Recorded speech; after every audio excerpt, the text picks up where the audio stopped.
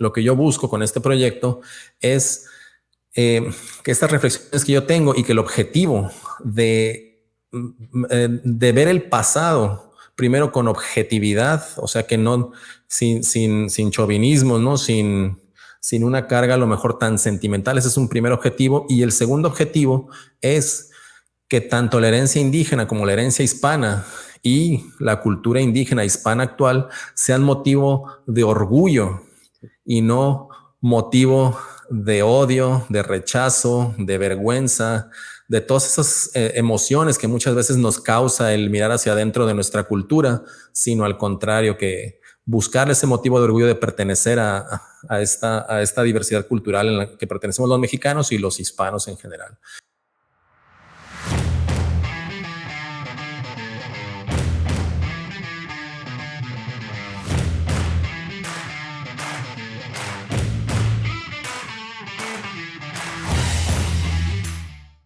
La siguiente es una conversación con Eric García Cárdenas, historiador, docente, promotor turístico y divulgador.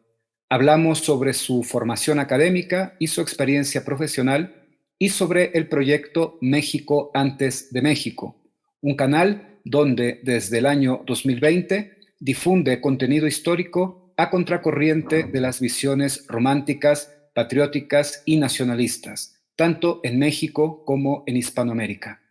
Espero que esta conversación sea de su interés. Buenas tardes, Eric García Cárdenas. Bienvenido al podcast y muchas gracias por aceptar la invitación y tomarte un tiempo para platicar sobre tu proyecto y sobre las cosas que estás haciendo en Internet en cuanto a la divulgación de la historia y generar distintos debates que a mí me parecen muy, muy importantes e interesantes. Muchas gracias a ti por la invitación, Irving. Gracias por este espacio y por entrevistarme y permitirme hablar de mi proyecto y de los temas que tratamos. Un gusto estar aquí contigo en Reynoso.net. Perfecto. Pues gracias nuevamente, ¿no? Creo que va a ser una plática muy, muy interesante.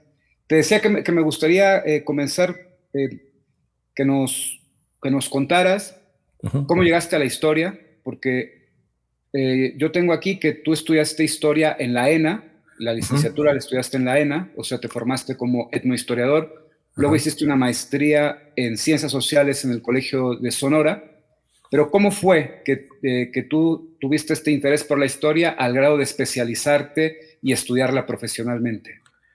Claro, pues muchas gracias, Irving, por permitirme remontarme a esos tiempos. La verdad es de que desde que yo tengo memoria, tengo este interés por entender los sucesos del pasado. Yo crecí allá en la Ciudad de México, entonces en los alrededores de esa ciudad y dentro de la ciudad misma, pues tú sabes que hay una gran cantidad de patrimonio cultural, histórico, sitios antiguos, y a mí siempre me fascinaba tratar de imaginar cómo es que vivía la gente antes, ¿no? Cómo es que se desarrollaba en esos lugares.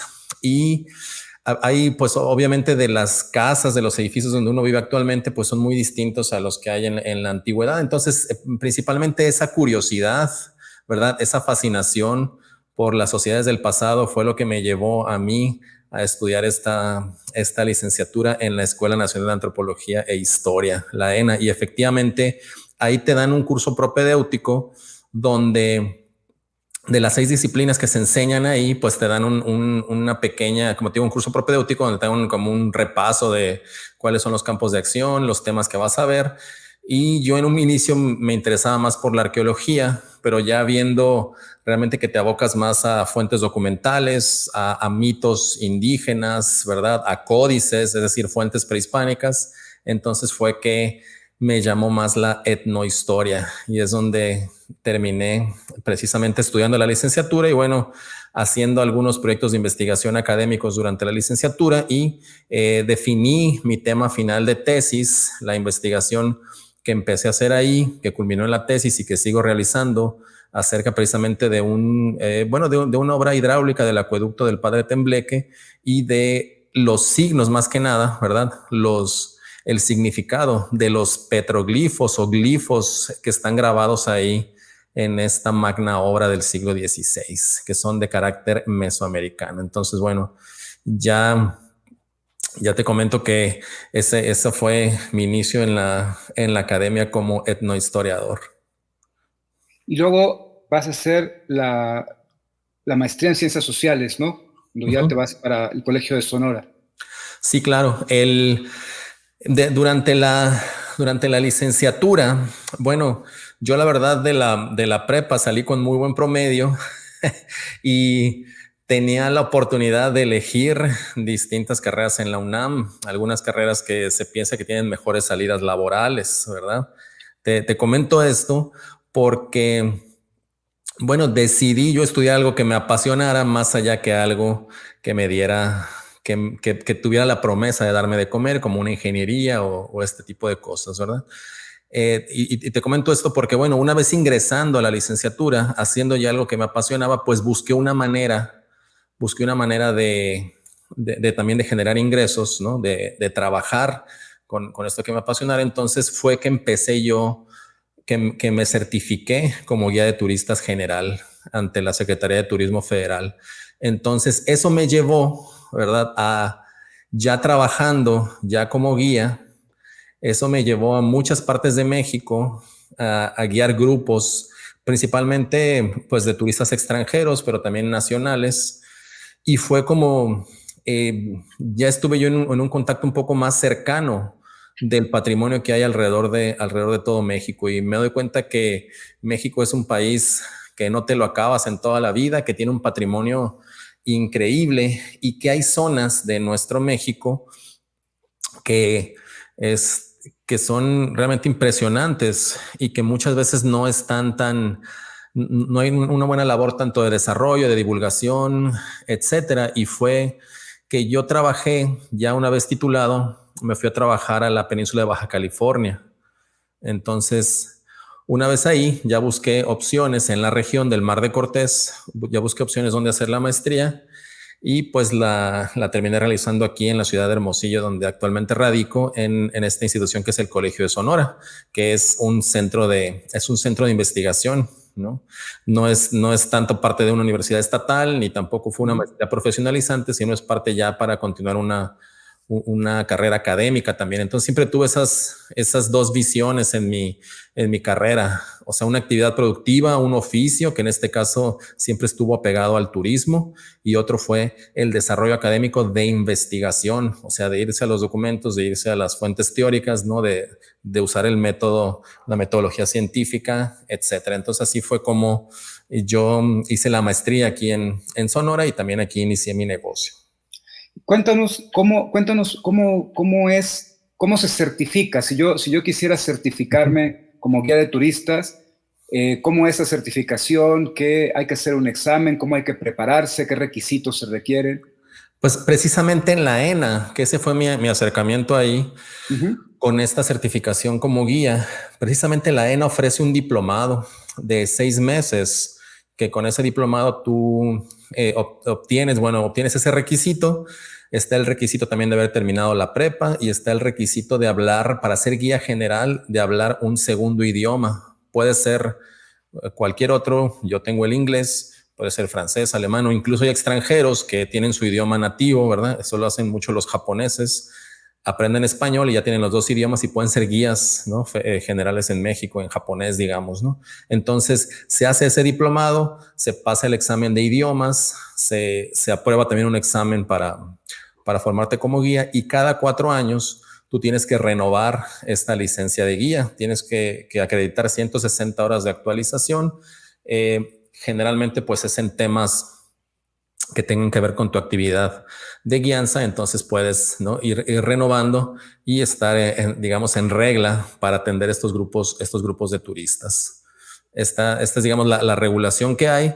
Eh, Además de la ENA, pues hay otras instituciones, asociaciones, otras escuelas que ofrecen este diplomado de guías también. Entonces hay varias opciones, y en mi caso fue una salida laboral realmente muy, muy importante, porque no es nada más de que uno tenga que mantenerse actualizado en los conocimientos e ir a recitar lo que uno sabe frente a un grupo de turistas, sino que tienes que entablar un diálogo, y el Claro. diálogo que tú entablas en el aula con los investigadores consolidados, con los investigadores jóvenes, con tus compañeros de clase, es un diálogo muy distinto al que tú entablas con un turista que viene de otro país, que viene de tu misma ciudad, pero que tiene otra visión de las cosas. Entonces, el escuchar esas diferentes voces, diferentes preguntas, ¿no? Diferentes inquietudes, para mí ha sido muy enriquecedor en esta labor, y por eso pues me sigo dedicando a la divulgación, ¿verdad? Que eso me resulta muy interesante porque, digo, estando dentro de las cuestiones históricas, es un hecho poco conocido que uno se pueda certificar como guía de turistas. Y este diplomado que tú cuentas de la ENA, pues la verdad yo no había escuchado antes sobre eso, ¿no?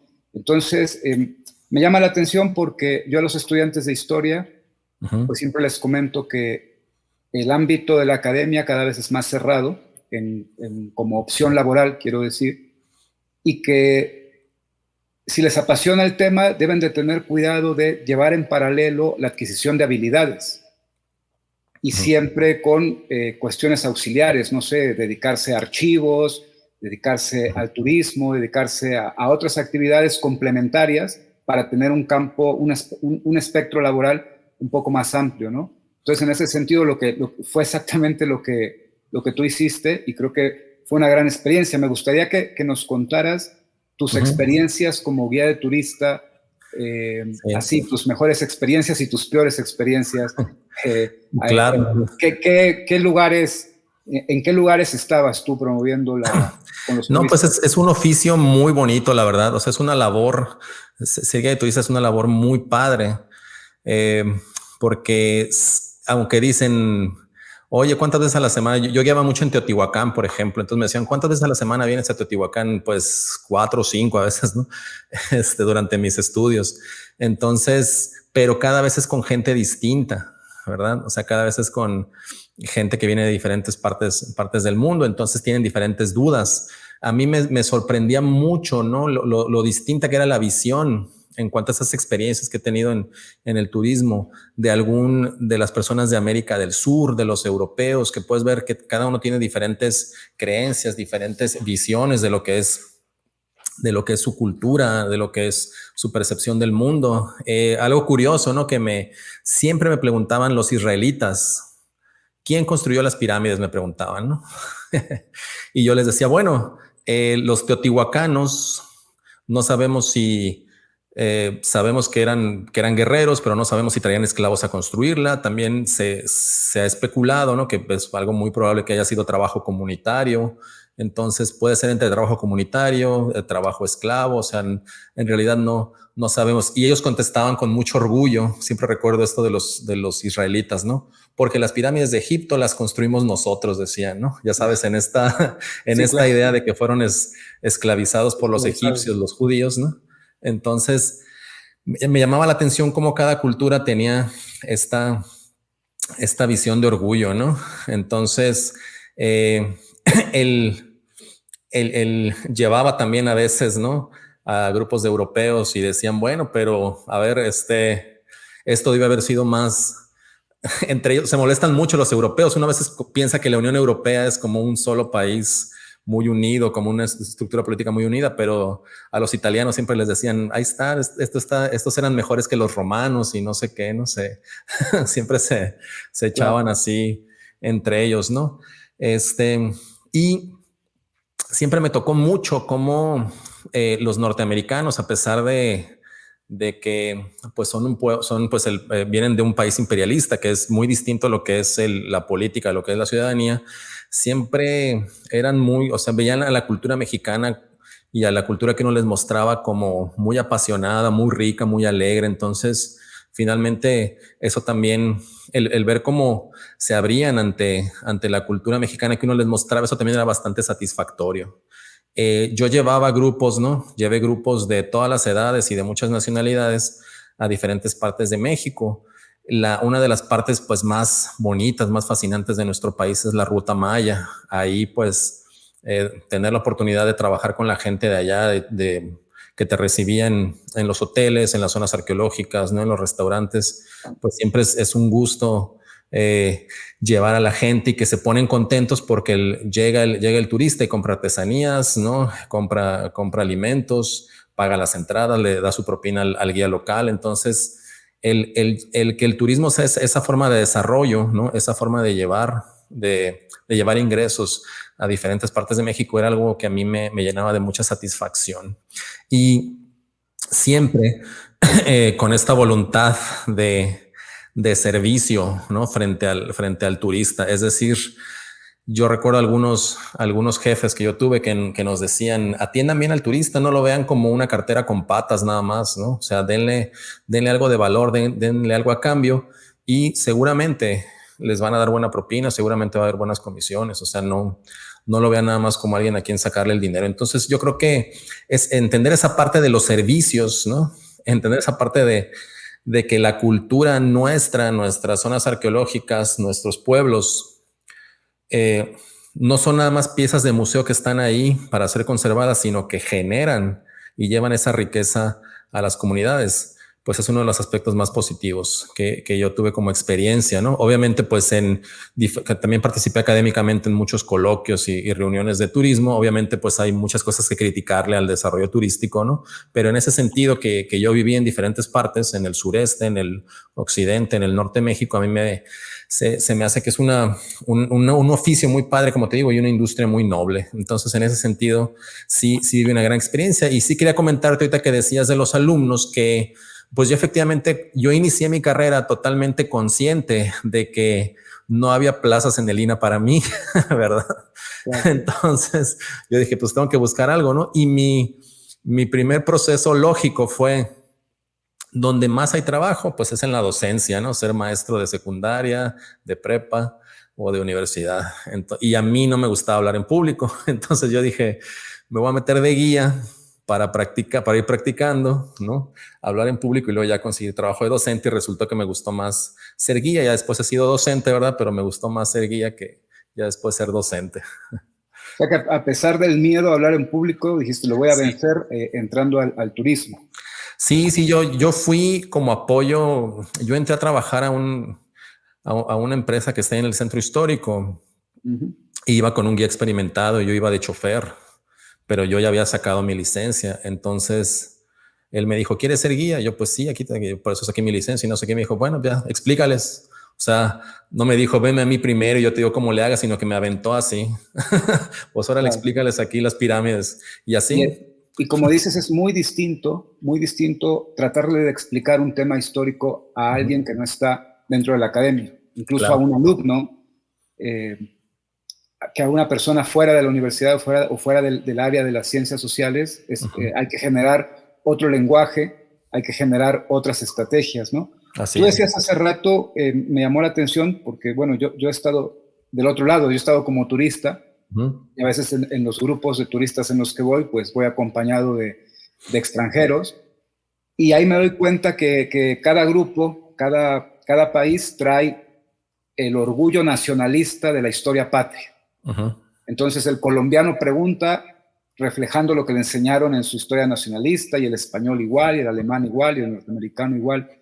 ¿Cómo fue para ti enfrentarte con esas visiones románticas que trae la gente de la educación oficial en cada país, con una educación tan especializada que tú tenías, y además no en cualquier lugar, ¿no? En la ENA, donde se promueve mucho el pensamiento crítico y donde se estudia mucho la época del México antiguo, la época virreinal, y donde se llega a un grado de especialización que uno rápidamente, desde los primeros semestres, empiezas a romper todos esos mitos nacionales y empiezas a ver la historia de una manera muy distinta, como te lo había enseñado la historia oficial. Pero eso es el especialista, ¿no? Entonces, ¿cómo fue para ti lidiar con tu formación que te ayuda a romper esos esquemas y estar relacionándote con turistas que traen precisamente esos moldes de la educación romántica? Claro. Mira, yo me di cuenta que tiene que ser, o al menos lo que yo empecé a hacer es que tiene que ser poco a poco. No puedes llegar y romper directamente esa visión. Explico, mira, a la ENA entra mucha, o sea, la percepción nacionalista sobre todo en la cuestión prehispánica, yo la veo como que hay una percepción muy extremista de la sociedad mexicana que idealiza demasiado el pasado prehispánico, ¿verdad? Y muchos de ellos entran a la ENA y muchos de ellos son también los que están atendiendo al turista a veces también en las zonas arqueológicas, y también hay quienes tienen una visión de que fue un pasado casi idílico, ¿no? Que fue la Atlántida perdida que nos quitaron que nos robaron los conquistadores españoles. Entonces, bueno, ese es por un lado, ¿verdad? Entonces, por otro lado, digo, hablando de estas creencias extravagantes, sí, llegan extranjeros hablándote pues de ovnis, ¿no? De que quién construyó las pirámides si fueron extraterrestres, o llegan y dicen algunos de los extremos también, o eran unos salvajes de la edad de piedra, o bien eran civilizaciones mucho mejores que pobrecitos fueron destruidos por los invasores europeos. Entonces, en realidad, sí vas viendo como que cada uno tiene una visión que se formó de acuerdo a su lugar de origen, ¿no? Al relato que le dijeron. Entonces, no puedes, como te digo, no puedes empezar contradiciendo esa visión o diciéndole estás mal, ¿no? Sino empezando a escuchar primero, ver qué tienen que decirte, ¿no? Y poco a poco, pues ir tratando de explicar las diferentes cosas. Bueno, sí, mira, sí se necesita mucha fuerza, pero pues aquí no se han encontrado restos de naves alienígenas, ¿verdad? Lo que se ha encontrado es que había una organización social muy buena y que se pudo haber construido la pirámide, ¿verdad? O no, es que esto de los sacrificios es una invención de los conquistadores para justificar, ¿no? El genocidio que hicieron en el continente americano. Le digo, bueno, o sea, exageraban tanto conquistadores, pero conquistadores indígenas y españoles. O sea, cuando Moctezuma le decía a Cortés, esa noche sacrificamos, o en esa fiesta sacrificamos 25,000 guerreros, él estaba exagerando para verse como un monarca mucho más grande de lo que era, ¿no? Es imposible que haya sacrificado tantas personas, ¿verdad? Ya cuando uno hace los números, ¿no? Y a la vez, frailes, conquistadores decían, mira, pues no, me dijo 25,000, pero a lo mejor fueron 50,000, ¿no? O sea, entonces sí hay una exageración, empiezas a decir, ¿verdad? Pero pues también hay en las excavaciones sí se han encontrado restos de individuos ritualmente sacrificados, ¿no? O sea, sí era algo que se practicaba, pero no en el sentido en el que lo pudieras ver, ¿no? Entonces, bueno, te digo, yo voy poco a poco, ¿no? Otra cosa es los pueblos salvajes, ¿no? Los que vivían en la edad de piedra y que nunca usaron la rueda. Yo le dije, bueno, es que la rueda no se usaba ni en el virreinato, o sea, todas las mercancías iban a lomo de mula, o sea, no iban en carretas por cómo está el terreno, ¿no? O sea, no se usaba la rueda, no por una cuestión de falta de conocimiento, sino por una cuestión del terreno, de la geografía. Entonces empiezas, ¿no? Como te digo, a tratar de primero escucharlos, ¿no? Que ese es un punto muy importante. Primero escuchar y ya luego tú empezar a hablar, ¿no? De esa manera, digamos, mi teoría, ¿no? Es que uno tiene un nivel educativo, vamos a decir, del 1 al 10. Y uno busca llegar al 10 en estas labores, ¿no? Pero uno a lo mejor está en el 8, digamos, ¿no? Y te encuentras con gente que está en el 2 o en el 3. Entonces, pues si están en el 3, tienes que pasarlo al 4. Y si está en el 4, tienes que pasarlo al 5. No lo vas a traer del 2 hasta el 8 donde estás tú, ¿verdad? En este nivel de conocimientos. Pues por eso te digo que yo siempre lo he visualizado de esta manera, ¿verdad? De que la educación tiene que ir paso por paso, pues. ¿Y cómo surge tu proyecto a partir de esto que me estás contando, el contacto con, bueno, tu formación académica, el contacto ya en el campo con los turistas? ¿Cómo surge este proyecto que estás desarrollando que tiene un nombre muy llamativo, ¿no? Ya desde el nombre hay mucho contenido ahí, México antes de México. Cuestionando rápidamente el esencialismo de México, ¿no? México es un invento de los liberales del siglo XIX. Antes no existía México, existía otra cosa.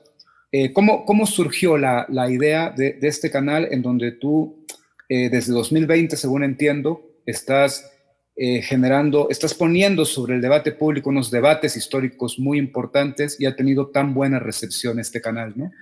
Claro, pues sí, gracias Irving por mencionar este proyecto y por las buenas palabras.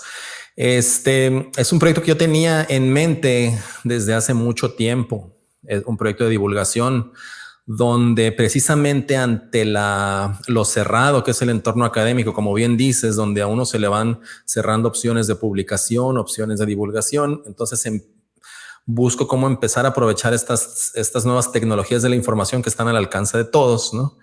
Para, para realizar este proyecto de divulgación propia.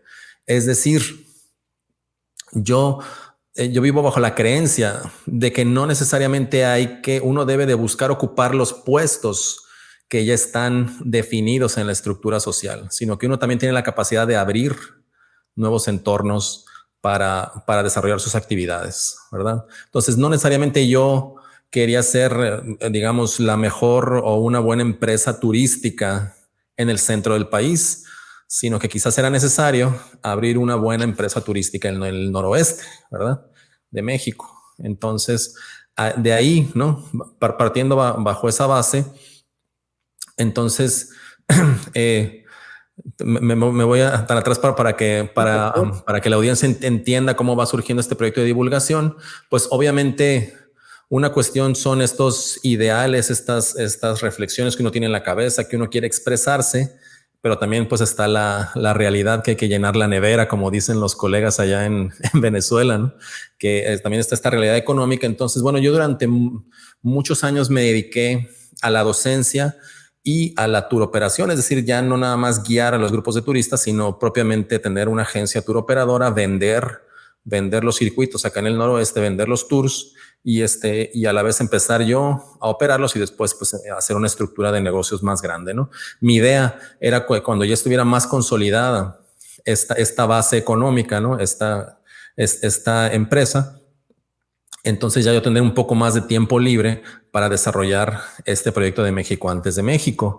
Y ya estaba a punto de llegar a ese nivel, ya estaba yo pensando cómo iniciar este proyecto y lo que me dio el empujón final, pues fue la pandemia, ¿verdad?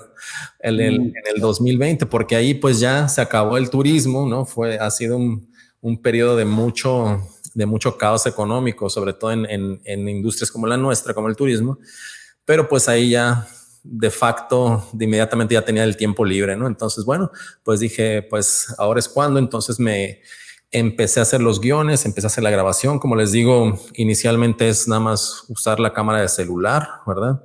Usar la cámara de tu computadora, tratar de conseguir un micrófono más o menos decente que tenga un buen audio, que a veces es algo muy importante, que hay a buen precio, ¿no? Muchos en el mercado, y entonces empezar a estructurar todo esto, ¿no? Yo ya hacía cierto material audiovisual para promover los tours, pero pues ahora ya empezó a ser abocado a hacer este proyecto. Entonces lo que yo busco con este proyecto es que estas reflexiones que yo tengo y que el objetivo de ver el pasado primero con objetividad, o sea, que no sin chauvinismo, ¿no? Sin una carga a lo mejor tan sentimental. Ese es un primer objetivo. Y el segundo objetivo es que tanto la herencia indígena como la herencia hispana y la cultura indígena hispana actual sean motivo de orgullo y no motivo de odio, de rechazo, de vergüenza, de todas esas emociones que muchas veces nos causa el mirar hacia adentro de nuestra cultura, sino al contrario, que buscar ese motivo de orgullo de pertenecer a esta diversidad cultural en la que pertenecemos los mexicanos y los hispanos en general. Entonces, con esos objetivos empecé a hacer, ¿verdad? Empecé a hacer los videos y pues fui haciendo estos videoensayos, ¿no? Con el guión, con la edición. Y pues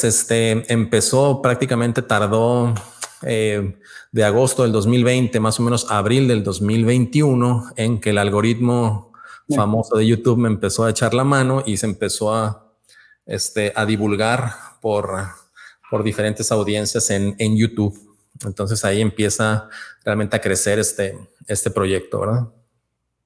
Antes de entrar a los temas de tu proyecto y a los temas que tú difundes en el canal México antes de México, yo quería preguntarte si tuvo algo que ver el hecho de que tú te empezaras a desarrollar profesionalmente en el norte y entras en contacto con esa realidad que para la gente del centro o la del sur nos es un poco ajena, el norte mexicano, ¿no? Y cuando yo platico con gente de Monterrey o de otras zonas del norte mexicano, con historiadores, quiero decir, ellos siempre me enfatizan que la historia de México pues es muy centralista, y que pues y la gente está acostumbrada a pensar en nuestros antepasados, los aztecas, y la gente del norte dice, ¿aquí cuáles aztecas?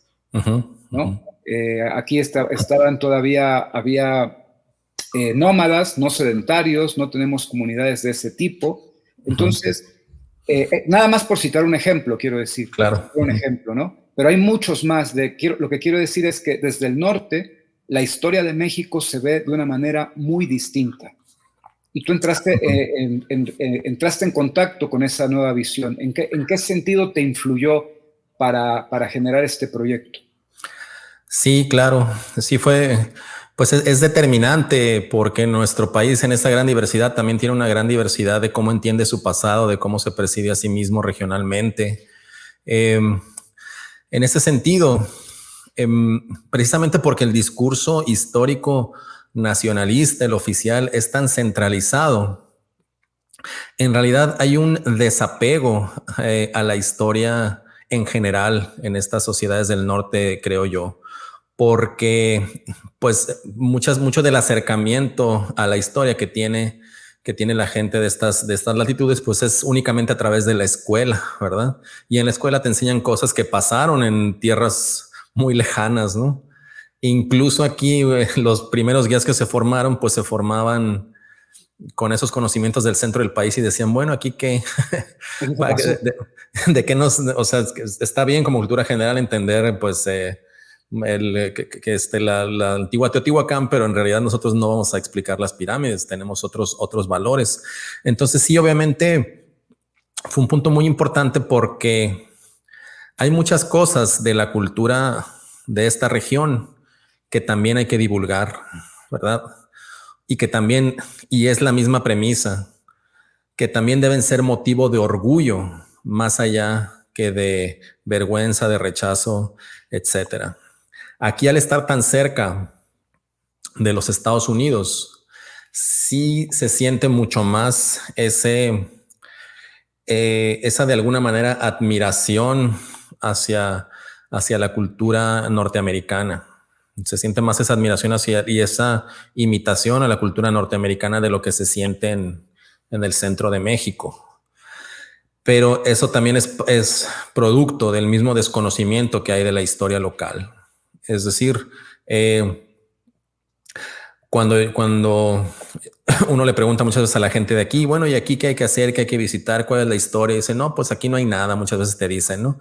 Y siendo que Sonora es el estado étnicamente más diverso del norte de México, siendo que tiene la mayor cantidad de grupos indígenas de toda Idoamérica, aquí en Sonora, siendo que tiene zonas arqueológicas con petrograbados, ¿no? Siendo que tiene, pues ahora ya 2 reconocidos como pueblos mágicos, una ruta histórica de las misiones, o sea, hay una gran cantidad de riqueza histórica, cultural, que si la gente la conociera más y estuviera más orgullosa de esa herencia, entonces este es un punto un poco controversial, entonces no iría a admirar tanto lo norteamericano, ¿sí? E incluso yo diría, no iría tan agachado cuando va al otro lado, ¿no? Cuando va a Estados Unidos, todo lo contrario, ¿no? Entonces sí me pareció muy importante esa labor de divulgación en una zona como esta, que bueno, tú sabes que en las redes, en el internet, pues ya las fronteras ya no existen, ¿no?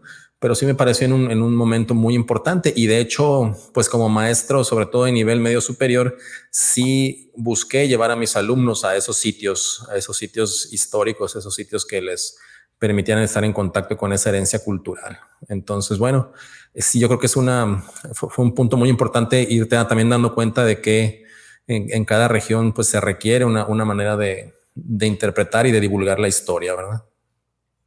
Claro. Me gustaría entrar a los temas, entonces ya propiamente dicho que tú abordas en el canal, un poco cronológico para darle cierto orden, ¿no? Además de un tema en el que tú mismo eres especialista, que son las culturas antiguas. Bueno, hay todo un debate desde el nombre, ¿no? Son culturas prehispánicas, culturas precolombinas, México antiguo, para no meternos en ideologías, etcétera, ¿no? Pero yo he notado cómo en esta idea que tú tienes de recuperar el pasado de México en un sentido amplio, es decir, tenemos una fuerte raíz indígena, pero también tenemos una fuerte raíz hispana. Esos serán los principales componentes. Y dentro de recuperar ambas, y luego hay otras, ¿no? Como la raíz africana, claro. Otras que se han reivindicado últimamente, ¿no? La asiática. Pero estas dos principales, si las vamos a recuperar, en el caso de la indígena, empecemos por la indígena, creo que lo primero que habría que hacer es superar el romanticismo y las visiones románticas, las visiones nacionalistas, y sobre todo hacerle entender a la gente que esas culturas prehispánicas no son México, ni eran un país, ni eran un país, ¿no? Eran, si lo pensamos en términos modernos, eran varios países peleados entre ellos, con alianzas, con fronteras, con toda una relación. Entonces, a partir de tu propia formación y con especialistas que tú has conversado en el canal, ¿qué visión general has adquirido sobre las culturas prehispánicas de lo que hoy es México? Claro, pues mira, yo recientemente entrevisté al doctor Tomás Pérez Vejo, también de ahí de la ENA, y él me dijo una frase que a lo mejor nos puede chocar, pero que es cierta. Dice, la historia de México no es tan especial como la piensan los mexicanos, ¿no? O sea, si vemos a la historia antigua, en realidad es muy similar a la historia antigua de otras partes del mundo.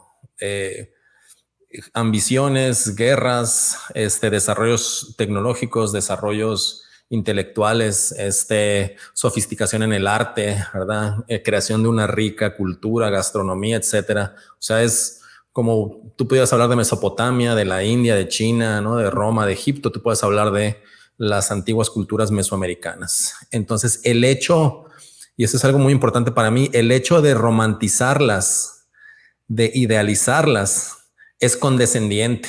O sea, le quita ese papel tan importante que tiene la cultura mesoamericana, sobre todo, y ya también las culturas de Aridoamérica y de Oasis América, ¿no? Entonces, el hecho de interpretarla de manera extravagante, de una manera romántica, pienso yo que en lugar de ensalzar, de convertirlas en culturas mejores que otras, hace totalmente lo contrario, ¿no? Les quita el valor que realmente han tenido a lo largo de la historia. Entonces, ese es por un punto de vista. Entonces, una vez que entiendes que puedes ver los sucesos de manera objetiva, que hay fuentes, que sí es cierto que muchas de esas fuentes no son tan claras como uno pudiera ver en los escritos romanos, ¿no? Como los jeroglíficos egipcios, pero hay fuentes como como las escrituras mayas, hay fuentes también como las crónicas que ya hicieron los nobles indígenas en el siglo XVI, ¿no? Que nos hablan de la antigüedad tolteca del siglo VII. Hay códices mixtecos, ¿verdad? Que fueron hechos en la época prehispánica y que se pueden ya interpretar, identificar personajes, topónimos, alianzas matrimoniales, etcétera. O sea, hay fuentes que durante un siglo, durante todo el siglo XX fue muy complicado irlas interpretando, irlas entendiendo, pero ya las hay y ya nos permiten entender esa historia en una riqueza mucho más profunda. Entonces eso, el entender que hubo traiciones, que hubo grandes logros, que fue como cualquier otra parte del mundo, eso a mí en lo personal me parece mucho más fascinante que tratar de decir que eran pueblos que vivían en armonía con la naturaleza y que nunca se peleaban y que eran el buen salvaje, ¿no? Este mito de entender a la humanidad. Entonces, bueno, en ese sentido, y los logros que ha hecho la arqueología, la epigrafía, la paleografía, ¿no? O sea, todas las disciplinas antropológicas a lo largo, como te digo, de todo el siglo XX y lo que va de este siglo, bueno, a mí eso me parece fascinante, cómo eso nos permite ver a ese pasado que estuvo oculto durante mucho tiempo, ¿no? Entonces, por ese lado, me parece fundamental explicar de manera objetiva todas estas historias, ¿no? Que hubo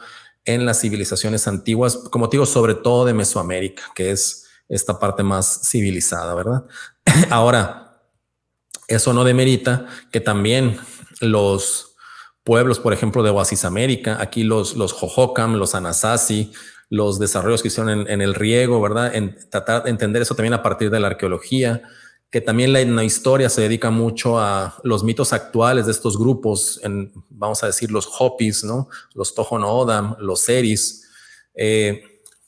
También nos permiten tener una ventana hacia el pasado de cómo entendían ellos el mundo. Entonces, bueno, esta manera de entender la historia a mí me parece fascinante y en un inicio de ahí viene el nombre de México antes de México, de que efectivamente México no es eterno como unidad política, como país, sino que es una creación, digamos, reciente, como bien decías, de hace un par de siglos, y que antes hubo muchísimas cosas, ¿no? Muchísimos otros estados, muchísimos otros señoríos, reinos, altépetl, tribus, etcétera. Entonces, si nada más nos concentramos en el nacionalismo que creó una parte del discurso historiográfico, nos perdemos toda esa gran riqueza de la historia. Entonces, de ahí viene el nombre y empieza entonces esta visión por divulgar el México prehispánico, ¿no? Sí, bueno, si le llamamos México y si le llamamos prehispánico, pero y yo sí te quiero comentar, ¿no? Que pues yo veo mis primeros videos y sí creo que he mejorado y seguimos en proceso de mejora continua para tratar de captar más esa audiencia. Y aquí yo creo que viene la siguiente parte, ¿no? De que interesantemente la audiencia que empezó a responder más, porque también tenía muchos videos de historia hispana, pues fue la audiencia hispanista, ¿no? La que empezó a responder más a este contenido, que yo la verdad no me lo esperaba, pero fue algo que se dio, como te digo, allá a mediados del 2021. Claro, porque hay que decir que en España también hay unos combates por la historia durísimos, no solo por la guerra civil y el franquismo, sino por su historia en general. Y yo he sabido de casos en donde en determinadas corrientes a los niños en España se les enseña a avergonzarse de su historia por el colonialismo, por las conquistas, por haber cometido un genocidio en un continente, todas estas cosas, ¿no? Que tiene que ver mucho con la leyenda negra antiespañola. Y a mí me parece muy bien que haya un grupo de historiadores y gente de la cultura en España que desde hace varios años han creado un frente de debate político, no nada más de debate histórico, para enfrentar esta mala imagen de la leyenda negra, ¿no? Entonces me parece muy interesante lo que comentas de que de entrada la primera audiencia que tomó inmediatamente los debates de tu canal pues fueron estos hispanistas, ¿no?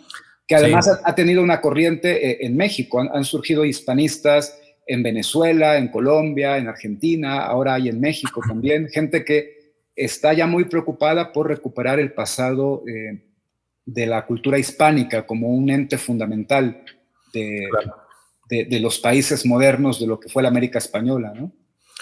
Sí, así es, y me parece una labor que yo no conocía tan a fondo de algunos historiadores, ¿no? De un grupo pues grande ya de historiadores españoles. Yo no conocía tan a fondo esa labor.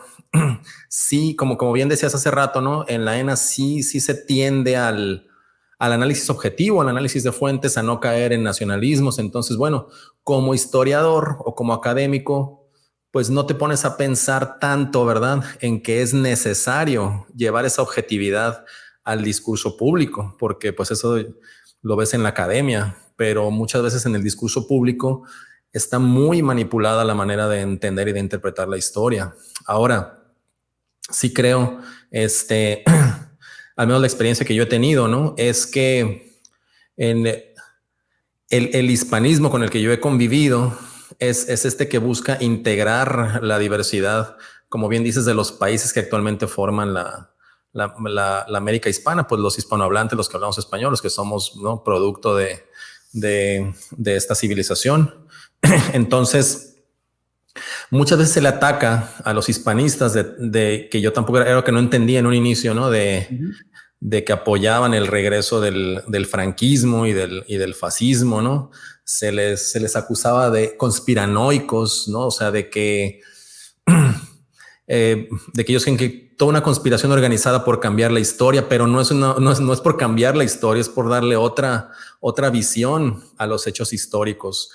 Y eso a mí me empezó a hacer sentido porque este autodesprecio a la cultura que también se tiene allá en España.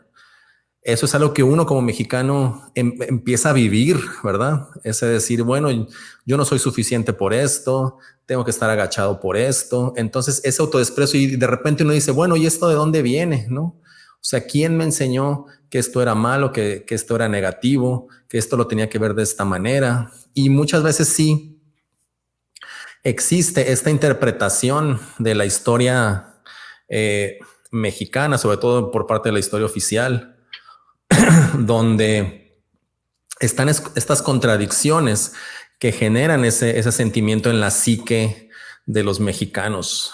Por ejemplo, te dicen, no, pues es que llegaron los españoles y era pura gente ruin, eran puros ladrones y eran sucios, ¿no? Y se les caían los dientes porque no tenían buena higiene. Entonces uno se pone a pensar, bueno, ¿y cómo le hicieron estos para conquistar? ¿No?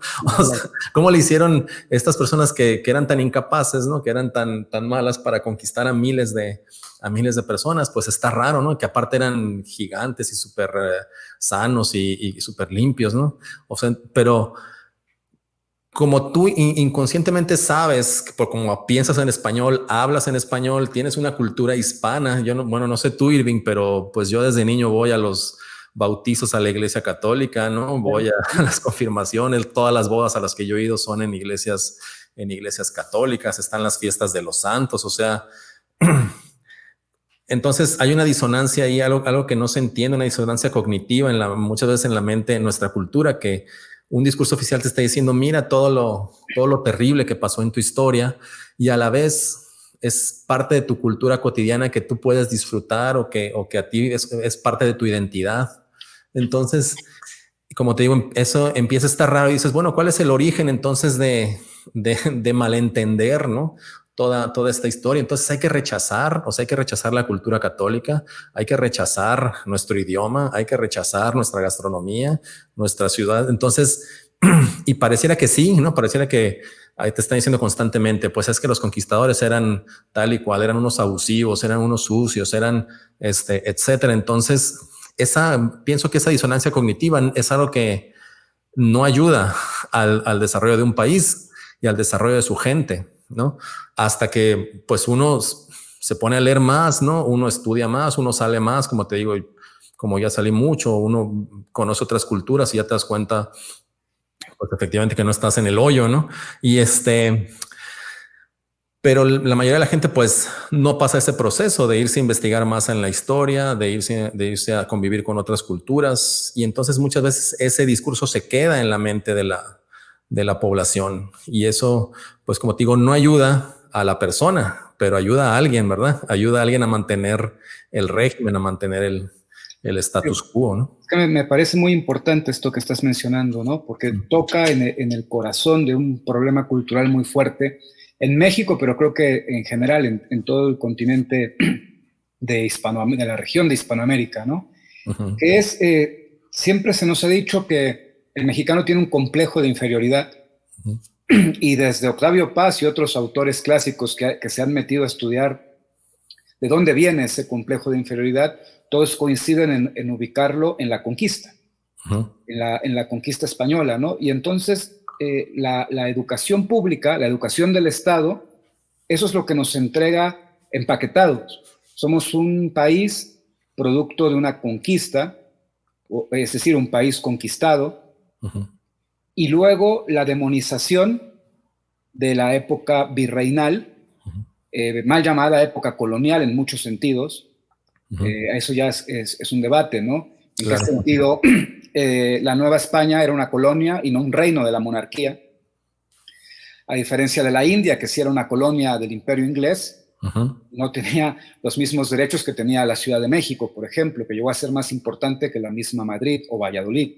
Claro. Yo recuerdo cuando leía los textos de Manuel Gamio, uno de los fundadores del indigenismo mexicano, cómo la época colonial se la pasaba en 2 páginas.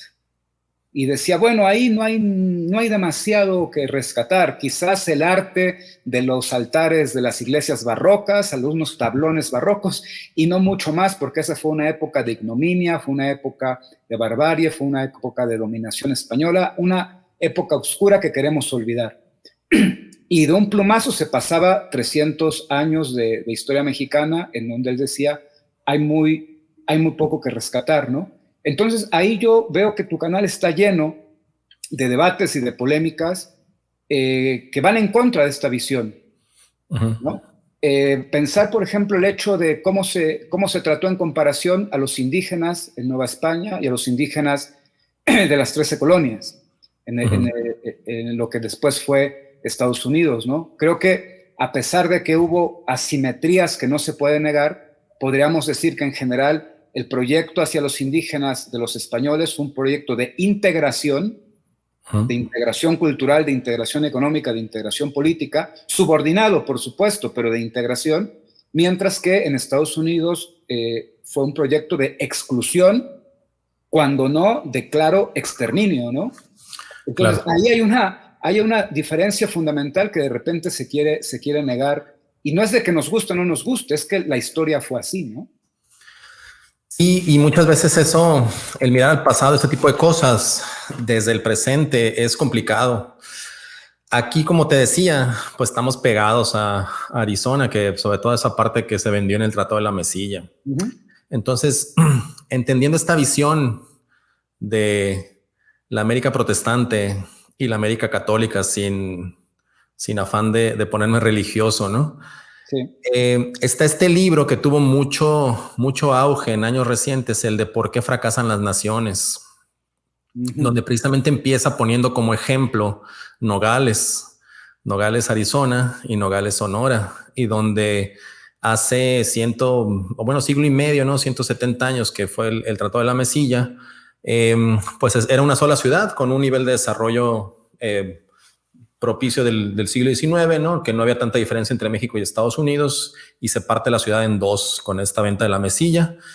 Siglo y medio después, totalmente distinto, ¿verdad? O sea, Nogales, Sonora, hacinamientos, calles mal trazadas, ¿no? Problemas de inseguridad, etcétera. Y Nogales, Arizona, pues una situación mucho más tranquila, mucho más oportunidades de desarrollo, etcétera. Entonces, cuando uno cruza, ¿no? a Estados Unidos, y eso es algo que me preguntaban mucho los estudiantes, ahí sí ya era una cuestión de estudiantes de prepa, pues que no hubiera sido mejor entonces que se extendiera a Estados Unidos hasta acá, ¿no? Hasta Hermosillo o hasta más al sur, porque pues se ve que allá están mejor, ¿verdad? Y acá no. Entonces yo decía, bueno, si se hubieran extendido, lo más probable es que no existiéramos aquí, ¿verdad? Porque ellos corrían a los mexicanos. Y porque aquí hay también cosas que este libro que te digo, ¿Por qué fracasan las naciones?, dice, es la interpretación anglosajona. Dice que aquí en la América católica, en la América hispana, se establecieron instituciones extractivas, es decir, que a partir de una élite simplemente se dedicaban a explotar el territorio. Y del lado de la América protestante se establecieron instituciones productivas donde había un intercambio más directo, donde se tenía que trabajar para intercambiar con otras personas. Y esto nos dice, bueno, es que hay una ética protestante del trabajo, ¿no? Que ya nos hablaba Max Weber ahí, eso ya es un debate muy superado, pero bueno, también lo retoma este libro 100 años después, ¿no? De que hay una ética del trabajo, hay una ética de la competencia y una ética de la igualdad, supuestamente. Y en el lado católico que hay una ética del privilegio, ¿no? Del estatus que tiene pues que tiene el privilegio, no valga la redundancia, de extraer, de utilizar a los demás, y pone como ejemplo instituciones como la encomienda, ¿no? Instituciones como la esclavitud, etcétera. Y bueno, hace ese análisis y dice, bueno, como aquí había más oportunidad de competencia, pues se desarrolló mejor, ¿no? O Nogales, Arizona, y como acá heredamos instituciones extractivas, pues no se desarrolló tanto Nogales, Sonora. Ahora bien, esa es la interpretación desde el punto de vista anglosajón, pero yo me voy más allá. Hay un valor fundamental, ¿verdad?, en la ética católica, que es como tú bien decías ahorita, integrar al otro. Es la misericordia, ¿no? Tú no por tener más recursos, por ser más rico, tienes el derecho de quitar al otro de su tierra. Y en la ética protestante sí, porque el trabajo es El trabajo, la riqueza es un signo de que Dios te está favoreciendo. Entonces, si ves a los nativos pobres, si ves a los grupos, en el caso cuando invadieron México, ¿no? A los pueblos mexicanos más pobres, entonces es su derecho divino, ¿verdad? Por la riqueza que tienen de quitarnos del territorio. Entonces no tienen ese valor de la misericordia que sí se tiene en nuestra cultura. Entonces, a partir de eso, se empieza a construir una sociedad donde se tiene que integrar al otro, ¿verdad? En este caso de la Nueva España. Entonces, y eso genera muchas complejidades. Obviamente aquí tampoco vamos a decir que era el mundo ideal, pero sí era un mundo donde existían diversas culturas, diversas personas, distintos grupos étnicos, etcétera. Y allá, pues la ética les decía, pues si no se van a integrar, los quitamos y nos quedamos con su tierra.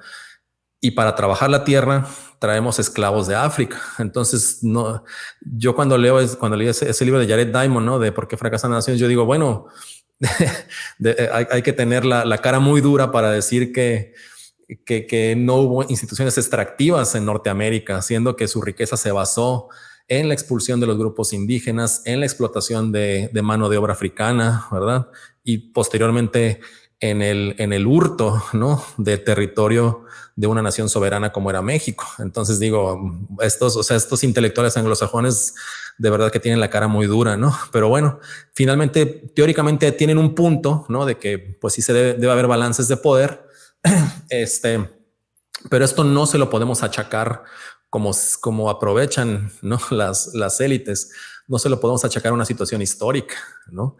Esto se lo debemos achacar a las instituciones actuales que permiten esas inequidades, ¿no? Y aquí nada más para cerrar este comentario, pues, y ahí también, ¿no? Como muchas veces entendemos, como muchos de los intelectuales que leemos son anglosajones, tendemos a tomar esa visión. Entonces, para ellos sí, desde la ética protestante, lo natural era segregar, ¿no?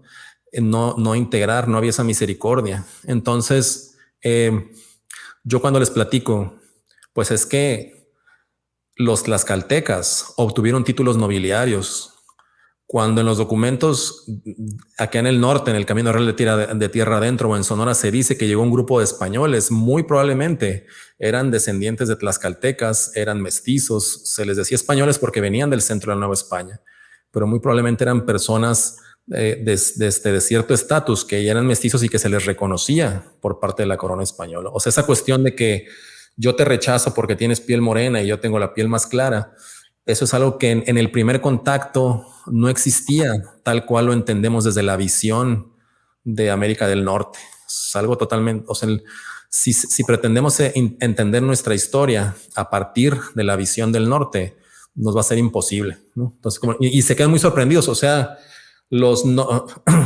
los pipiles tlaxcaltecas se convirtieron en nobles castellanos, pues sí, con todas las de la ley, ¿no? Entonces, ese tipo de cosas choquean mucho a la gente cuando se pone a pensarlas. Claro, y abundando en esto que estás comentando, ¿no? Uno puede preguntarse también, ¿cuántos indígenas fueron a las universidades de los colonos anglosajones de la Nueva Inglaterra? Ninguno. No, ahí era ¿no? otra visión totalmente distinta. Y en cambio, ¿cuántos indígenas ya, no sé si en el siglo XVI, yo no conozco muy bien esta época, pero seguro en el siglo XVII ya había indígenas en las universidades que el Imperio Español había fundado en América?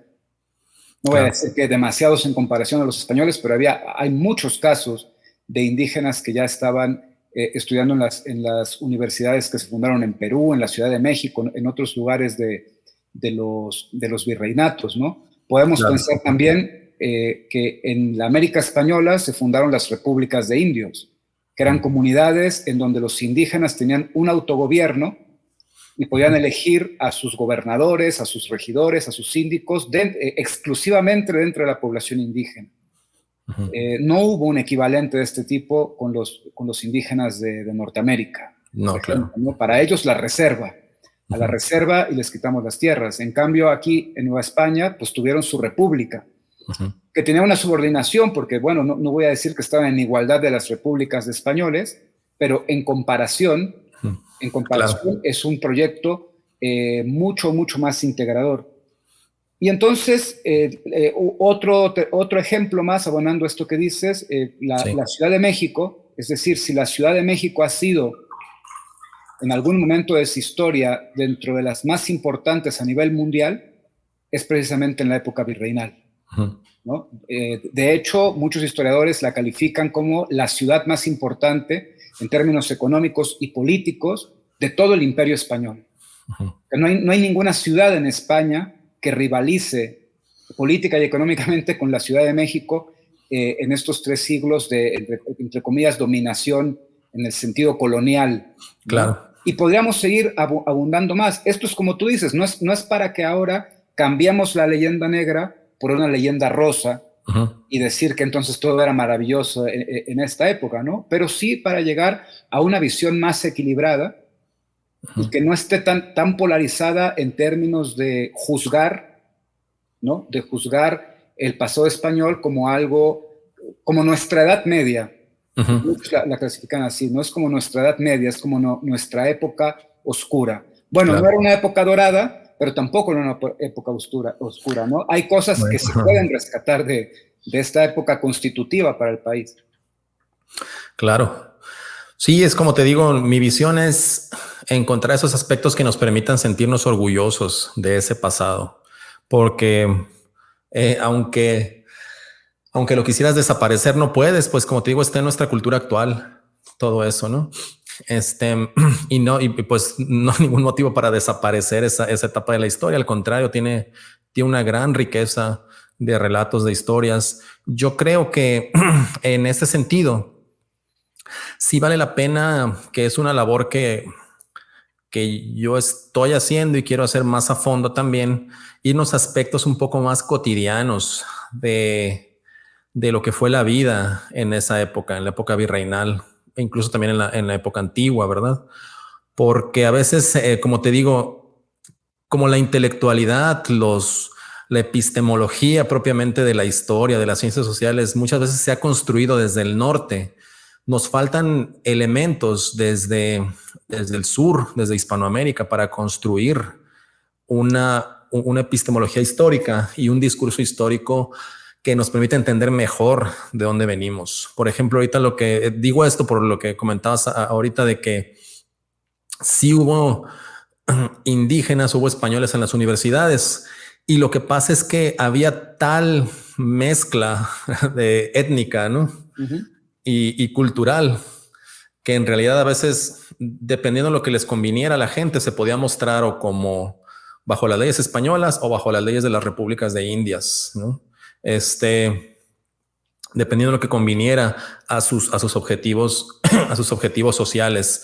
Por ejemplo, si quería ingresar a este tipo de instituciones, si quería ingresar a un convento y por ahí no tenía algún antepasado que no correspondiera con lo que se requería, pues medio lo ocultaban, ¿no? Y nada más ponían a aquellos que habían hecho algún servicio en el pasado, ¿no? Era muy importante esta cuestión de lo que habían hecho sus antepasados por el imperio español, por la corona. Entonces, más allá de una cuestión del color de la piel o de la mezcla genética, había en la sociedad virreinal, había muchas formas de moverse dentro de esta sociedad compleja.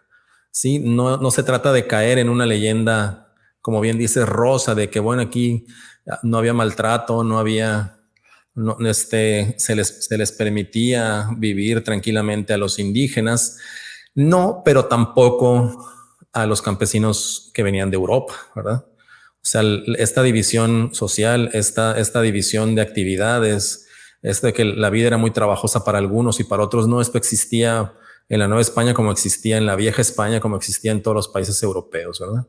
Entonces, yo creo que tenían otros parámetros para entender realmente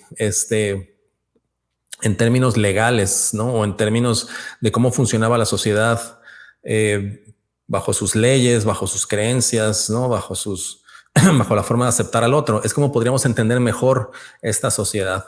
Entonces,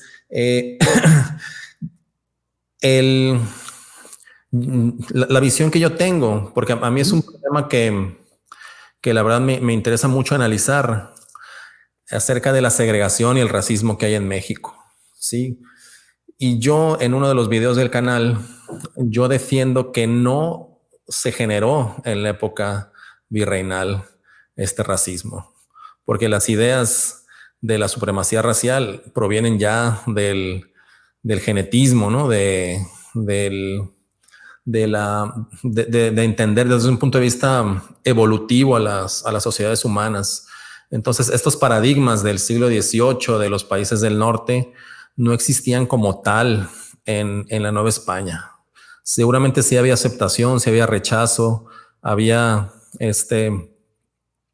una complejidad muy grande de relaciones sociales, pero desde mi punto de vista, fueron ya las dictaduras posteriores del siglo XIX, las ideas del siglo XIX, la imposición del imperio norteamericano, de la cultura estadounidense, la que ha acendrado, ¿no? Enfatizado ese racismo que hay en México. Y aunque se lo achaquemos a la época, como bien dices, mal llamada colonial o virreinal, creo que no es un análisis muy simplista, ¿no? Es como eso, o sea, todo lo malo ocurrió en la época oscurantista virreinal. Entonces de ahí viene todo lo malo. De ahí viene la corrupción. Eso lo he escuchado mucho, incluso en análisis serios, ¿no? De ahí viene la corrupción, de ahí viene el racismo, de ahí viene el subdesarrollo. Y esa salida fácil nos impide realmente analizar los fenómenos en esta larga duración de sucesos.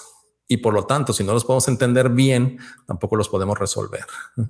Claro, y es también muy cómodo para la élite política y la élite liberal que ha gobernado México 200 años, echarle la culpa a otro, ¿no? Y no hacerse cargo de los problemas que ha generado esta élite a partir de la independencia de México. Lo que me da pie a hablar de esta época, que es otro de las grandes polémicas y de los grandes debates que hay en la historia de México, ¿no? El tema de la independencia. Y uno de los más encendidos en el sentido de que la historia oficial nos cuenta precisamente que fue una lucha entre mexicanos y españoles. Y uno se pregunta, ¿por qué entre mexicanos y españoles si justo la independencia fue lo que creó México?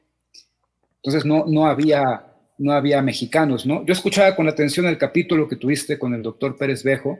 Y es muy interesante cómo él plantea la guerra de independencia de México como una guerra civil, como una guerra entre hermanos.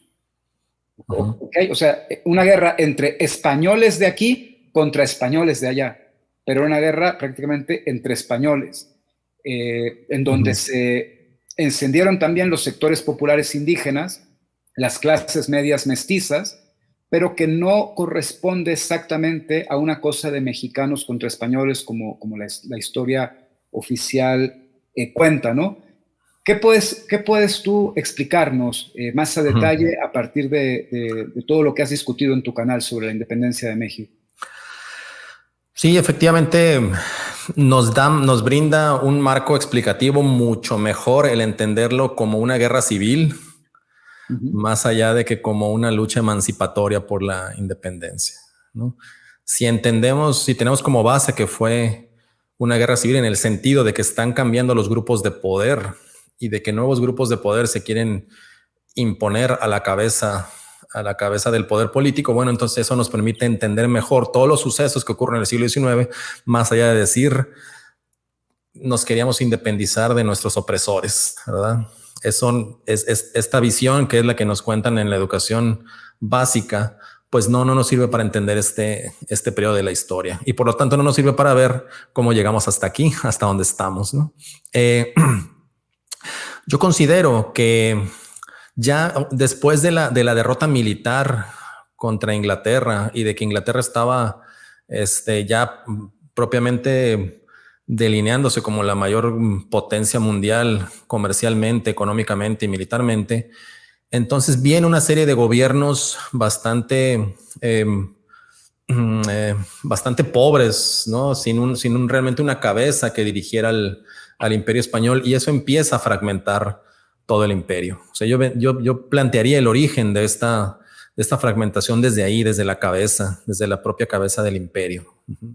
Como dice Roca Barea, ¿no? O sea, un imperio opresor. Si realmente hubiera sido un imperio opresor que extrajera las riquezas de sus pues de su población, no hubiera durado 3 siglos, ¿verdad? Sin embargo, llegó un momento donde el poder imperial se empieza a fragmentar y empiezan a generarse vacíos que van a ser tomados por otros grupos de poder. Esto se precipita con la invasión napoleónica. Ahí ya viene propiamente la precipitación del imperio. Yo hago muchas reflexiones de que lo que busco no es una historia contrafactual de decir qué hubiera pasado si nos hubiéramos mantenido unidos, ¿no? Porque muchos de mis suscriptores, que son gente muy educada en buena parte, me dicen, pues es que o sea, como estaba el Imperio Español, hubiera habido una desintegración. O sea, ya estaba una crisis que, como lo mostró la historia, una crisis terminal de la estructura imperial. Tendría que haber habido un cambio radical de los objetivos del imperio, de una serie de reformas que era imposible que existieran en ese momento. Entonces, bueno, probablemente era inevitable esta separación. Sin embargo, fue una separación muy dolorosa y donde el río revuelto que generó esta separación fue aprovechado primero por los ingleses y luego por los Estados Unidos. O sea, los pedazos que se desprendieron del Imperio Español fueron tomados por los financieros británicos, ¿verdad? Por los expansionistas estadounidenses, por los industriales ingleses. Y estos intereses globales que ellos tenían, ellos sí con una visión definida, ¿no? En un periodo de su historia de crecimiento, de consolidación de su poder militar, de consolidación de su poder tecnológico, pues entonces para ellos sí era muy fácil, ¿verdad? Manipular a esta serie de nuevos estados que estaban surgiendo. Las élites políticas que surgen en estos países independientes, bueno, no tienen ningún objetivo de convertirse en grandes potencias, ¿no? No tienen ningún objetivo de buscar el desarrollo tecnológico ni científico. O sea, todo lo que se había hecho antes, el colegio de minería, las escuelas de arte de San Carlos, ¿no? Las rutas comerciales de la nao de China, todo eso desaparece con las mal llamadas independencias. Se cae, ¿no? Todo ese desarrollo que venía del pasado y nos encerramos en una esfera política, económica, de luchas de poder. Esta lucha entre hermanos continúa durante todo el siglo XIX prácticamente, hasta que viene la Pax Porfiriana en el caso de México, ¿no? Uh-huh. Pero y cada país pues tiene su historia particular, que sin embargo también es muy similar. Pero viendo estos sucesos de esta manera, para muchas personas es difícil, ¿no? Porque pues desde niños nos enseñaron el apego, el amor por la nación mexicana, ¿no? O sea, yo todavía llega septiembre y quiero irme por mi elote, ¿no? Quiero irme por mis buñuelos, por mi pozole, o sea, y eso es algo que se utiliza, ¿no? Este vínculo emocional con un estado o con un estado-nación, ¿no? Digo, yo no critico eso, ¿no? Si uno está muy orgulloso y uno disfruta mucho las fiestas patrias, ¿verdad? Pero hay que separar, ¿no? Lo que es disfrutar de esta cultura a los hechos históricos que realmente sucedieron. Esa es la visión a grandes rasgos que yo tengo de este periodo de la historia. Entonces yo por eso digo, no, como te digo, no como un año. El video que más vistas tiene en mi canal, que tiene apenas 300,000. Yo digo, hubiera sido mejor no separarnos de España, y pues ese ya me causó muchos malos comentarios. Me recordaron a mi mamá muchas veces. Te cayeron más piedras que a Moctezuma con este video. Y como te digo, no tanto por esta visión de la historia contrafactual, sino para reflexionar, a ver, realmente nos volvimos más independientes, nos volvimos más desarrollados, somos más democráticos, hay mayor participación, o sea, y finalmente yo creo que las respuestas son de que no. No, y es que yo pensaba, volviendo a un comentario de hace rato, ¿no? Cuando hablábamos del complejo de inferioridad, tiene que ver con que nos enseñan que somos producto de un pueblo derrotado, de un pueblo conquistado y de un pueblo derrotado. Pero cuando uno revisa la historia, que es lo que yo discuto con mis alumnos, ¿no? Pues uno es católico, digo, yo tengo educación católica también, hace rato me preguntabas, o la mayoría de los mexicanos tenemos educación católica, hablamos español, seamos ateos o no, somos guadalupanos en el sentido cultural, ¿no? Y así podríamos ir agregando un montón de cosas. Yo he tenido aquí en el podcast invitados que me hablan de danzas y de fiestas que uno cree prehispánicas o que uno cree que vienen de la época virreinal, cuando en realidad las crearon mestizos indígenas a finales del siglo XIX. ¿No? Sí. La danza de los tecuanes, por ejemplo, o la tradición del chinelo en Morelos, que evidentemente tienen una raíz prehispánica, pero tienen otros elementos que no es algo exclusivamente prehispánico o indígena, tienen elementos de la tradición hispana, tienen elementos de danzas africanas o de la tradición de las bandas de guerra de la intervención francesa, y de repente en la cultura popular eso es visto exclusivamente como indígena, ¿no? Entonces, ¿qué distinto sería si en lugar de enseñarnos que somos un pueblo conquistado, nos enseñaran que aunque nos guste o no nos guste, somos los tataranietos de los que ganaron la conquista? ¿Okay? Somos los tataranietos de los que conquistaron México, no de los que fueron conquistados. Y un punto importante es que vale para hispanos y para mestizos y para indígenas, ¿no? Te digo, un punto muy importante es que muchos indígenas fueron conquistadores, ¿no? Tanto en las tropas como en la dirigencia de las mismas. Claro, que eso es algo que también se menciona poco. Sin las alianzas indígenas, Cortés y los españoles no hubieran conquistado el territorio. Entonces, empecemos por ahí. Ese es un punto muy importante lo que mencionas, ¿no? ¿Cuántos indígenas no fueron conquistadores en lugar de conquistados? Y entonces, sí, así es. La verdad que ese pequeño detalle cambia toda una interpretación de un país y de su historia, ¿no? Correcto. Sí, así es, Irving. Y es también uno de los objetivos del canal que yo creo que tengo que enfatizar más, pero que sí lo he hecho en las pláticas sobre este periodo de la conquista. O sea, también, así como te digo, no hay que entender la conquista como este periodo donde llegaron a someter de manera directa a otros pueblos. Hay que entender la lógica de los estados mesoamericanos previos al contacto. Si entendemos las luchas que había, cómo los estados habían cambiado. Ahorita tengo una serie, o sea, del estado y la civilización, donde voy en ese periodo. Podemos entender que Hernán Cortés llegó a inmiscuirse a una lógica de luchas mesoamericanas, que donde había pueblos que tenían ciertas ambiciones. Entonces, bueno, primero entendemos eso, ¿no?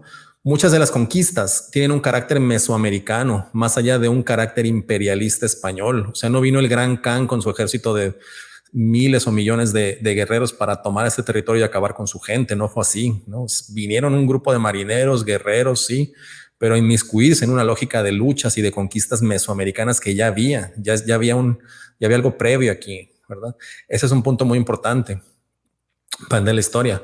Otro punto también muy importante es que gracias a que se integró sobre todo la zona mesoamericana y la zona de Oasis América al imperio hispánico, entonces surge la modernidad en el mundo.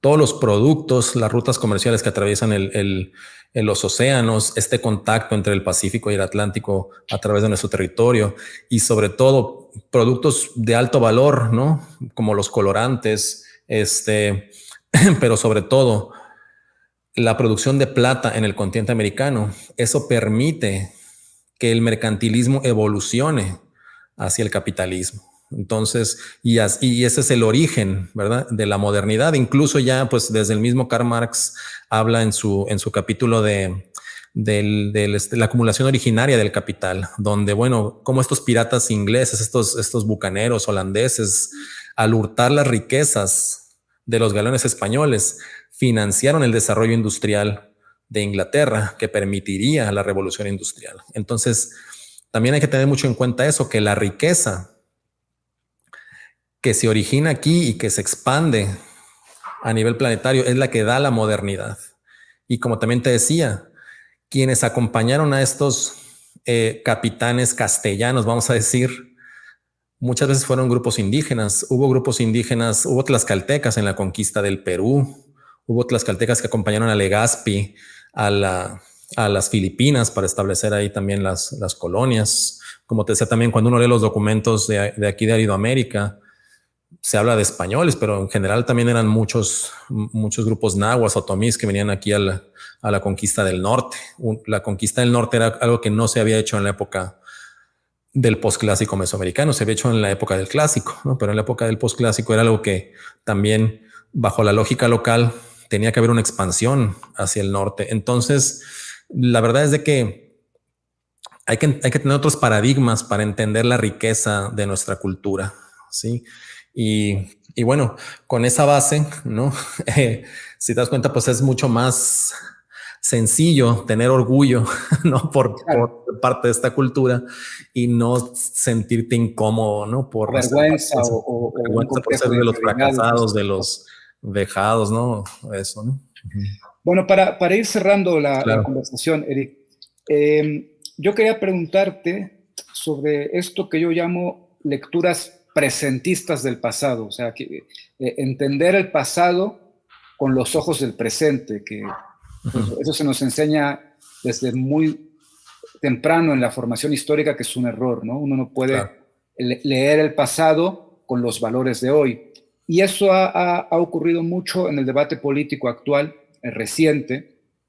Pienso, por ejemplo, en cuando el gobierno de México pretendía que el rey de España y el Papa se disculparan por la conquista, Ujú. básicamente, ¿no? Pienso también en el presidente Petro de Colombia, que son muy constantes sus declaraciones en el sentido de el genocidio que cometió España en América. Y también hay mucha hipocresía porque el presidente Petro acaba de visitar España y el rey lo recibió y le dio la orden de la reina Isabel la Católica. Ujú. Entonces, desde su propio discurso, él está aceptando recibir una condecoración de una genocida, ¿no? Pero eso no le impide colgarse la medalla, ¿no? Pero Ujú. claro, uno entiende que ese discurso populista es para consumo interno, ¿no? Ujú. Yo suelto el discurso populista para estos sectores nacionalistas con los que yo quiero quedar bien, aunque luego en el extranjero a mí me den todos Sí, estos es otra cosa. genocidas, me den todos los premios que me quieran dar. Pienso también, para darte otro ejemplo de este tipo de pensamiento, la destrucción de estatuas. En Ujú. Estados Unidos están cayendo todas las estatuas de los íconos de la Confederación, por ejemplo, ¿no? Los estados sureños, y quitaron las estatuas de los confederados en el Capitolio en Washington también, el Ujú. derribe de las estatuas de Cristóbal Colón, tanto en Estados Unidos como el que ocurrió aquí en la Ciudad de México, que fue sustituido creo que por la imagen de una mujer indígena. Sí, que no sé si ya la pusieron o no, pero Creo que sí la pusieron, no estoy seguro, pero bueno, la estatua de Colón seguro que sí. sí la quitaron. ¿Cómo ves desde los planteamientos que presentas en tu canal este Sí. tipo de debates y ese tipo de acciones políticas hoy? Yo veo dos puntos aquí. Uno es el buscar un chivo expiatorio. Como comentamos hace rato, si la culpa la tienen otras personas, entonces yo me libero de mi responsabilidad. Te iba a comentar también Uh -huh. el desconocimiento de la complejidad histórica. En California derriban las estatuas de Fray Junípero, cuando Fray Junípero no llegó a hacer ninguna matanza, ni llegó él era un franciscano que llegó a predicar, a establecer misiones, y sin embargo, no, pues como viene de Europa, pues genocida y se le derriba su estatua, ¿no? Entonces, pero ¿por qué pasa eso? Que ese es mi segundo punto. Uh -huh. Al no conocer la profundidad histórica ni los hechos, entonces tú dices, en Estados Unidos hay una situación de abuso de sustancias, de segregación de grupos étnicos, de latinos, ¿no? De reservas, de nativos americanos, como le llaman allá, que también viven bajo condiciones muy críticas, ¿no? Entonces, igualmente, esa segregación que existe, por ejemplo, allá en la sociedad, que también aquí no, pero bueno, que es muy clara en la sociedad norteamericana, ¿no? Donde están juntos pero no revueltos y los afroamericanos para allá, los mexicanos para allá. Entonces, ¿qué sucede aquí? Que te dicen, en lugar de arreglar esa situación, en lugar de decir, vamos a abrir espacios, ¿no? Vamos a propiciar el desarrollo de los diferentes grupos indígenas, inmigrantes hispanos, afroamericanos, ¿no? Para que participen en el desarrollo social de un país rico como son ellos, ¿verdad? En lugar de darles eso, que sería lo lógico para el desarrollo, no, pues tiramos las estatuas nomás, ¿no? O sea, ya con eso ya no resolvieron el problema, nomás hicieron ahí algo totalmente ridículo, ¿no? Hicieron cualquier acción ahí como para medio reivindicar el orgullo de estos pueblos, y el problema sigue igual, sigue sin ser atendido. Y yo creo que es lo mismo en México, ¿no? Es decir, sabemos, ¿no?, que la pobreza es un negocio para muchos políticos. Sabemos que hay una situación de segregación en una sociedad como la nuestra. Entonces, en lugar de atender esos problemas, ¿no?, de buscar una mejor administración del dinero público, de buscar mayores accesos para la prosperidad de las personas, ¿verdad? En lugar de eso, pues quitamos una estatua y ya con eso distraemos la atención del problema y las cosas siguen igual. Entonces a mí me parece totalmente absurdo estos actos, incluso me parecen totalmente perniciosos para que se mantenga el status quo, ¿no? O sea, el hecho de sustituir una figura histórica por otra, eso finalmente distrae la atención. Es como el circo, ¿no? Como lo que sucedía en la época romana. En lugar de realmente darle acceso a las personas al desarrollo, pues se les da pan y circo, y es todo para que las cosas sigan igual. Entonces yo lo veo de esa manera, ¿no? Como un chivo expiatorio, como para una manera de seguir manteniendo el status quo como está actualmente. Finalmente, Eric, entrarle a los temas que tú estás presentando en tu canal, pues requiere un grado de valentía muy importante, porque tocas nervios nacionalistas, tocas discursos políticos que son muy reactivos cuando se les cuestiona. Uh-huh. Entonces, ¿cómo has lidiado tú? Me gustaría que nos contaras cómo has lidiado tú con la interacción con los usuarios en redes sociales, y los comentarios negativos, los comentarios positivos, los comentarios incluso agresivos. Uh-huh. ¿Y cómo procesas tú darte cuenta, ir palpando, que supongo que es algo muy distinto que lo que te pasaba con los turistas? Uh-huh. En redes sociales es otro tipo de discurso, ¿no? Entonces, claro. ¿Cómo lidias con eso?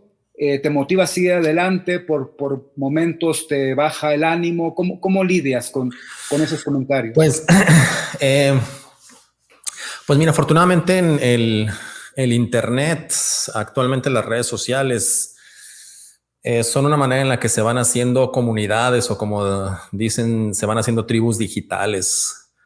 Entonces la verdad es de que por una persona que lance un mal comentario, te puedo decir que hay 9 que tiran buena onda, ¿no? Entonces eso ayuda mucho, que la misma tribu te respalda, ¿no? Te protege. Entonces muchas veces se hacen las discusiones entre las mismas personas ahí en el canal. Sí, en un principio, bueno, yo empecé a ser consciente de eso, ¿no? De que si le vas a entrar a este medio, y eso pues también como un consejo para todo el que quiera hacer su podcast, su canal, etcétera, pues tienes que tener la piel gruesa, porque no te puedes, como se dice acá en el norte, no te puedes agüitar por cualquier mal comentario ni por cualquier crítica, porque te van a llover, ¿no? O sea, hay muchas, pues. Entonces, sí, en un inicio, incluso yo dije, mira, pues qué bueno, ¿no? Ya empezó a haber comentarios de odio, quiere decir que ahí la llevo, ¿verdad? Tratar de tomar de la manera amable, ¿verdad? Sí hay unos que se pasan, ¿no? Hay la misma plataforma, en este caso YouTube, que es donde tengo más audiencia. Cuando detecta ciertas palabras o cierto tono de odio, lo bloquea o lo pone para revisión. Entonces eso también es una gran ayuda. Pero sí, o sea, incluso hay quien me dijo, te voy a ir a buscar a tu casa y te voy a ir a golpear y todo eso. Obviamente eso no, pues es un usuario que casi anónimo, que abrió nomás su cuenta para asustarte y decirte esas cosas. Entonces pues uno no se debe amilanar, como te digo, pues es parte de la labor. Y pues, pero por el otro lado también, pues hay toda una comunidad que te respalda, que apoya, que a mí, por ejemplo, me mandan bibliografía, me mandan sus reflexiones de cosas que a lo mejor yo no las había pensado de esa manera y son muy enriquecedoras. Entonces, pues concentrarte en eso, ¿no? Es como en el aula, ¿verdad? O sea, tú no te puedes dejar llevar por el que está poniendo el desorden en tu salón de clases, ¿no? O sea, más bien tratar de contenerlo, de no escucharlo, de ponerlo a trabajar y no que sean los que aportan, los que participan, los que dan, los que son educados, pues ahí que esos guíen el desarrollo de las sesiones. Y pues más o menos así lo percibo yo. Es como una gran aula donde intercambiamos, donde no nomás soy yo hablando, sino intercambiamos reflexiones, opiniones, etcétera. Entonces, pues me parece muy bien. Y como te digo ahorita, pues estoy buscando vincular este proyecto de divulgación también con el turismo. Entonces, estoy sacando también un programa donde empezamos a visitar el acueducto del Padre Tembleque, ¿no? La obra hidráulica más grande de la época virreinal. Entonces, también para para que este proyecto no se quede nada más en las redes sociales, sino que realmente empiece a crecer como un proyecto verdaderamente educativo. Sí, ahora que me doy cuenta que hay mucho más apoyo que rechazo, pues se me hace un muy buen momento para empezar a aumentar esta participación, ¿no? en la divulgación del patrimonio y de nuestra historia. Claro, pues y hay que difundirlo, ¿no? Digo, yo quiero decir, al público que nos escucha, yo la verdad que les recomiendo mucho el canal de Eric, ¿no? Que se llama así, como él tiene ahí en su miniatura, México antes de México, en YouTube, y también compartes contenido en Facebook, ¿no? Sí, estoy en todas las redes prácticamente. Donde más hay vistas es en YouTube, es el canal principal, y en TikTok. El canal principal en YouTube, y luego en todas las demás redes te pueden encontrar como México antes de México. Yo la verdad les decía que lo recomiendo porque en temas históricos es el canal que yo creo que tiene mejores contenidos para el caso de México, y estás empezando a establecer redes, veo ahí que con Venezuela, con mismo España, con otros lugares. También digo, muchos hispanos en Estados Unidos también están muy interesados. Claro, además, sí. Entonces yo te deseo que siga creciendo tu canal, que siga creciendo tu comunidad, y ojalá tengamos oportunidad más adelante de volver a conversar contigo aquí en el podcast. Hoy tratamos así como a grandes rasgos varios temas, y ojalá podamos conversar después ya de algún tema en específico, como el racismo, como algún tema de alguna cultura prehispánica. Claro. Me gustaría mucho tenerte nuevamente conversando acá. Así que muchas gracias por tu tiempo, y no sé si quieras agregar algo sobre el curso actual que está llevando tu canal. Me parece que mencionabas una serie de temática más el curso del acueducto que acabas de mencionar, ¿no? Sí, muchas gracias, Irving. Pues muchas gracias por tus palabras. La verdad sí es un esfuerzo bastante considerable el echar a andar este canal. Y efectivamente, pues como para complementar la oferta educativa, pues tenemos este curso del acueducto del Padre Tembleque, que ya es un curso de pago donde se ven aspectos un poco más profundos. Siempre en este proyecto estoy vinculando esta labor educativa de divulgación también con las visitas turísticas. Entonces, además de esto, pues hay planes de hacer más y hay proyectos ya para ir haciendo otras rutas, entre ellas, como te llegué a comentar, allá en el estado de Morelos, ¿no? Donde es ahí donde laboras, donde es una zona riquísima también en patrimonio, tanto de la época virreinal como antiguo, ¿no? A mí me fascina, por ejemplo, la zona de Chalcatzingo, y y en las temáticas de los videoensayos, pues sí, ahorita estoy haciendo una revisión del pasado prehispánico, pero también hacer con la base de la civilización y el Estado, y eso también se va a extender a hacer una revisión hasta la época moderna. Entonces voy con esa temática en los videoensayos del canal. De repente tomo temas que son controversiales actualmente, que están en discusión, y además pues también tenemos estos proyectos, y pues hay muchos videos que están permanentemente ahí, entrevistas, y que pues te agradezco por darle este espacio para platicar de ello, y también pues por esta conversación que ha sido para mí muy agradable de esta entrevista contigo, Irving. No, para mí también aprendí mucho. Así que muchas gracias por tu tiempo, y hasta la próxima, ¿no? Nos despedimos. Muchas gracias. De la audiencia.